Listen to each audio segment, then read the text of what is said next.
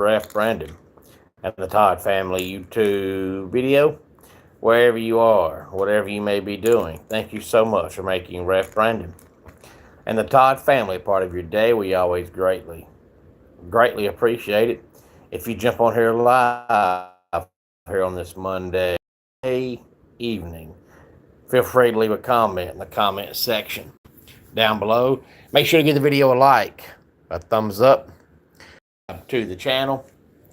Make sure you share the video on all social platforms. Good evening, Kevron. Glad to have you here.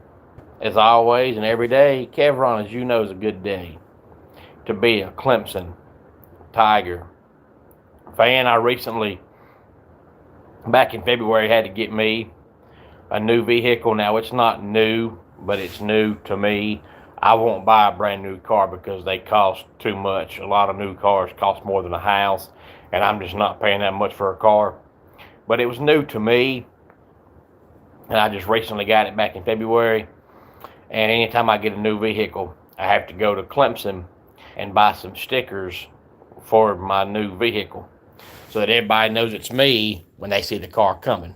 That way, if you've got a popular car that other folks might have, especially a real common color, they know the difference in which one's mine and which one's not. But anyway, I say all that to say my sister-in-law was going to help me and put one of the stickers on my car. She tried to put the Tiger Paw straight up and down. And Tiger Paw's got to face 1 o'clock. If it ain't going to face 1 o'clock, put it on. I'll do it. Because you cannot put it straight up and down. That is something you don't do. But that Clemson Tiger Paw's got to face 1 o'clock. But anyway, tonight's main topic is what a year so far, as you can tell by the title of the video. Before I get there, though, I want to remind everybody again about this Saturday. You're going to have the Clash at the Creek. The Creek Church is located right off of Highway 17 in Cannon, Georgia. The physical address is 3287 Highway 17. But if you are going down the road, it's right off the highway, and you cannot miss it. Hey there, I'm going to hope that's pronounced police. If not, I apologize, but glad to have you here. If you are new to the channel, thank you so much for stopping by on this Memorial Day Monday evening. Doors open. Showtime will be 6 o'clock. All the proceeds will go to the Creek Church. My wife, who is a valet in the wrestling business, her name is the Alpha Boss. We're going to be selling an Alpha Boss drink. And then Seth Stevens is the Total Aggression Wrestling Heavyweight Champion. We're also going to be selling a Seth Stevens drink. And somebody's going to get pied in the face. So there's things going on besides just a wrestling show in case you're not a wrestling fan, because it's going to be crowded, packed, and there'll be something for everybody. Hey there, I'm going to hope that's CE. If not, I apologize. But if you're new, thank you so much for being here on this Memorial Day Monday evening. So again, the Clash at the Creek is this Saturday night. Doors open at 5 o'clock. Bell at the Creek Church in Cannon, Georgia. So come on out and be with us. Oh, you're checking in from Turkey. Well, glad to have you here all the way from Turkey. It's Monday evening here. I'm not sure what day or time it is there, but nevertheless, no matter what day and what time it is, thank you so much for being here and checking in from Turkey. And tell your friends and family over in Turkey all about the channel. I'd greatly appreciate it. Make sure to subscribe, give the video a like, a thumbs up, and share the video on all social media platforms. And then one more thing before the main topic. I heard this last, I think, Thursday, that the SEC commissioner is pitching a fit, and he's not happy about all the things going on in college football and college sports in general, which I've said for 2 years it was going to be this way. Why nobody saw it coming, I'll never know. I'll never understand. People are going to continue to not follow the rules and make that the SEC is going to make their own rules, which makes it sound like they're going to try to have their own rules, but you can't do that, because if you've got NIL rules and nobody else does, and you're setting a standard on how much you'll pay somebody and nobody else will, then a player is going to go to another team in another conference because they're going to make more money. So you can't do that. But my first thought was, wait a minute. You've got Lane Kiffin in your conference, and you've got Will Wade in your conference, and you're going to try to tell me that everybody else is not following the rules? Obviously, every coach in the SEC is crooked, but the two worst ones are Lane Kiffin and Will Wade. Those guys have never followed a rule. Those guys break rules that aren't even rules yet.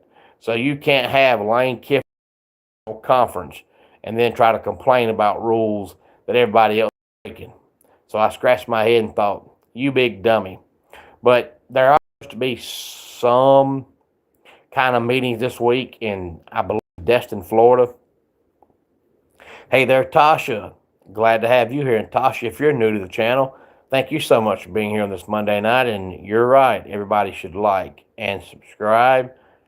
Tasha, if you're new here, for whatever reason made you stop tonight by the channel, thank you very much. Feel free to give the video a like, a thumbs up, and subscribe to the channel, and tell your friends, tell your family about the channel. Hey there, Brantley. Glad to have you here on this Monday evening. I believe the meetings are in Destin, Florida. Maybe they're going to kind of sort of try to start talking about the 2014 playoff. And now that people are saying, hey, that's too many teams, maybe first place, because I've seen it in basketball and I've seen it in professional sports. Once you expand the playoffs, no matter how much you expand it, people always want more. So I knew college football would be the same way, and for some reason nobody else thought it would, and sure enough, we're going down the same path. But now maybe they think since 24 is too much, we won't go past 24. We're actually fixing to talk about what a year so far, Brantley, in about one particular sport, coming up here in about 10 seconds. So glad you're asking. Tonight's title of this video is What a Year So Far.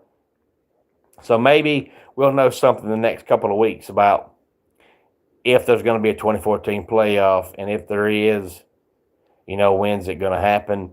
A lot of folks still say that the Big Ten and the SEC are going to break away 2030 and form their own.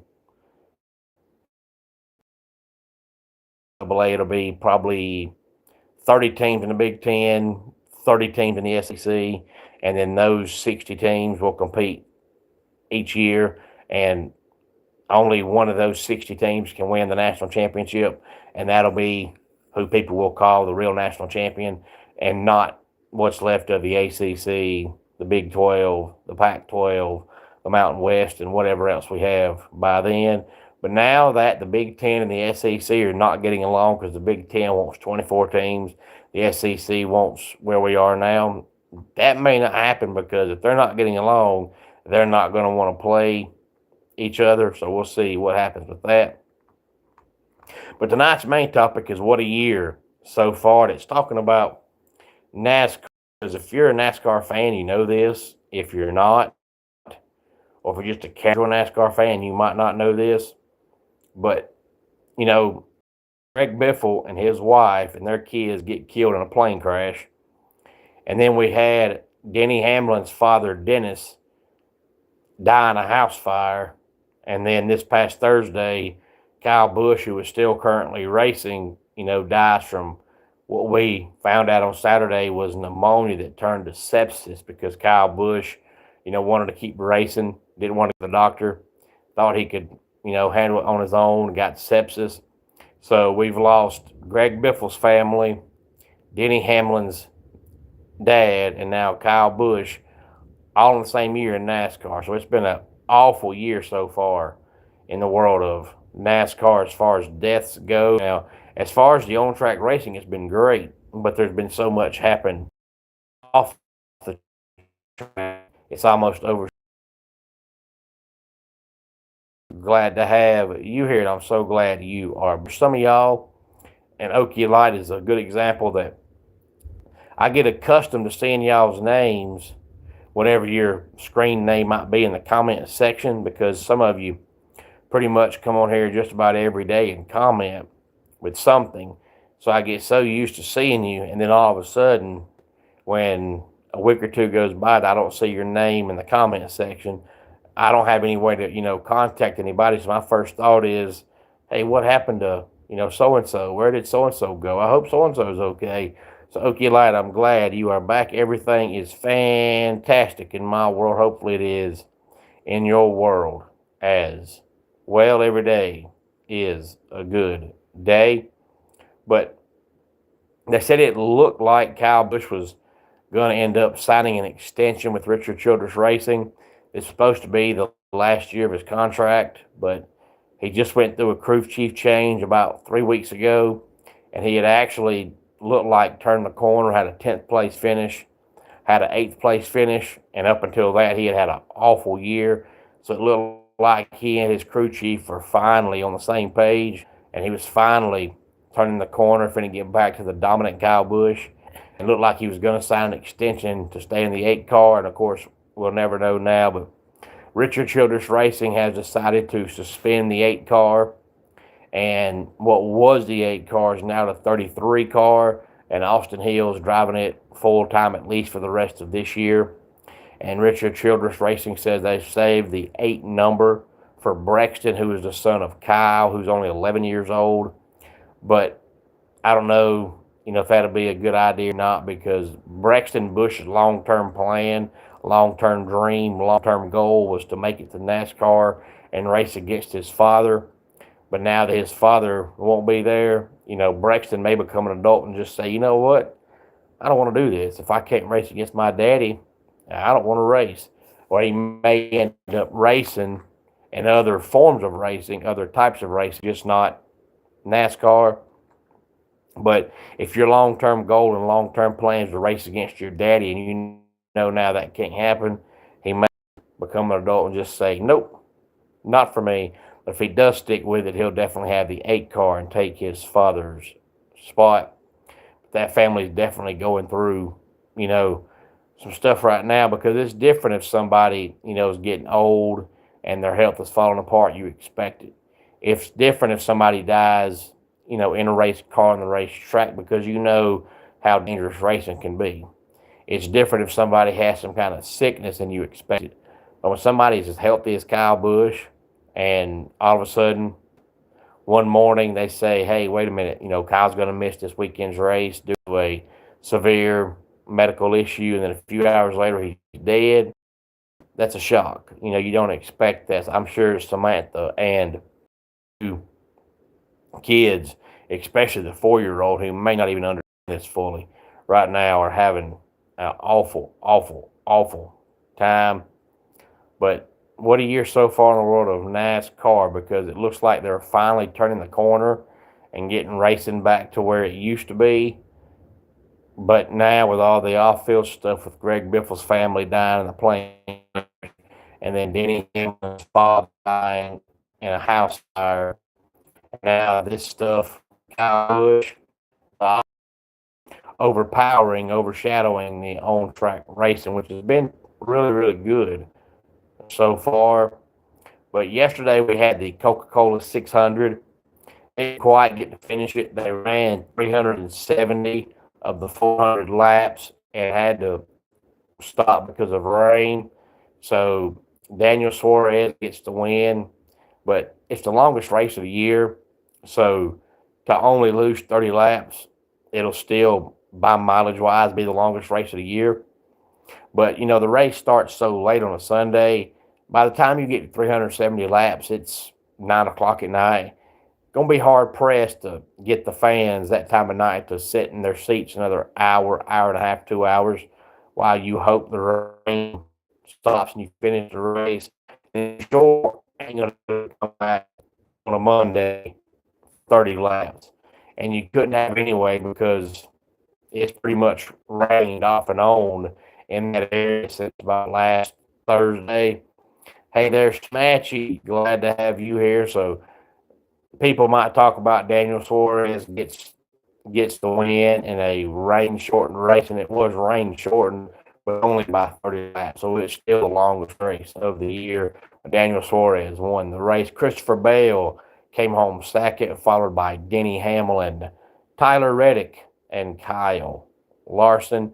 And 6 through 10, Ty Gibbs, Ryan Blaney, Joey Logano, William Byron, and Zane Smith. Now, that was the Coca-Cola 600. It's always the longest race of the year. It's every year on Sunday before Memorial Day.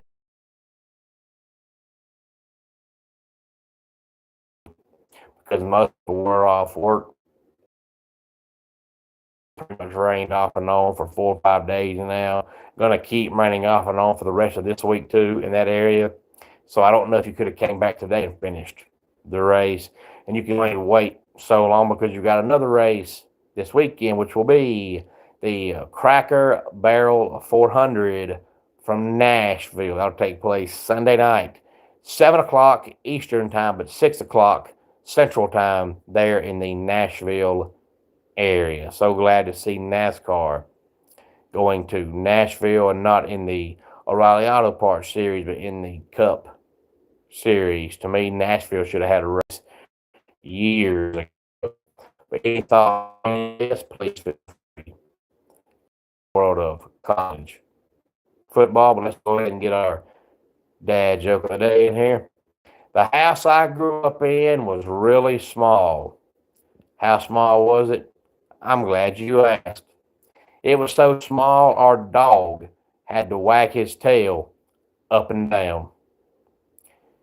And that does it for today's Ref Brandon and the Todd Family YouTube video. Until next time, it's Ref Brandon saying, just like in pro wrestling, life can be over by the count of 3. Your friends and family,